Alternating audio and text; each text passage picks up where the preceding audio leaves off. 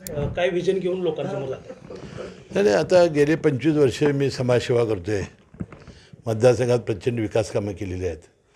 गोरगरीब गरिबांच्या ज्या योजना आहेत त्या माझ्या मंत्री काळातच मी त्या योजना काढल्या आणि राबवल्या.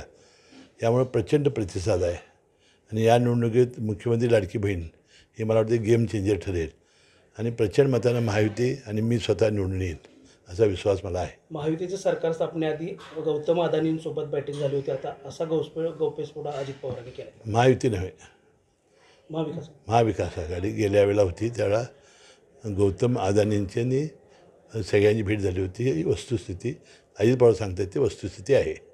साहेब, विरोधक कारखान्यासंदर्भात आपल्यावर आरोप करत आहेत की सरसेनापती संताजी घोरपडे कारखान्याचा अहवाल दाखवा, मी निवडणुकीतून मागावी. ते खाजगी कारखाना ना, तो काय सहकारी कारखाना नाही.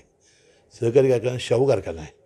त्यांनी त्याचं उत्तर दिलं पाहिजे की 250 कोटीचं कर्ज का झालं आणि हा खाजगी कारखाना असल्यामुळं याचं काही लिमिटेड सभाज असतात, त्यांना ते आपला अहवाल देतो आपण. बारामती जे लढत आहे ते अजित पवार कुठेतरी एकटं पडल्यासारखं वाटतं, कारण कुटुंबातील कोणताही सदस्य त्यांच्यासोबत प्रचारासाठी नाही. कुटुंबाला नसले तर सगळी जनता हे त्यांचं कुटुंब आहे बारामतीचे आणि सगळी जनताच त्यांना यावेळेला तारून नेईल. महायुतीचं वातावरण कसं आहे राज्यात? किती 190 200 सीटा या महायुती येतील असं आता एक्झिट पोल येत आहेत. कागल विधानसभेतून आपण किती मताधिक्य? 1 लाख मताधिक्याने. महत्त्वाच्या दिग्गज नेत्यांची कोणाची सभा होणार आहे का येत्या या आठवड्याभरामध्ये?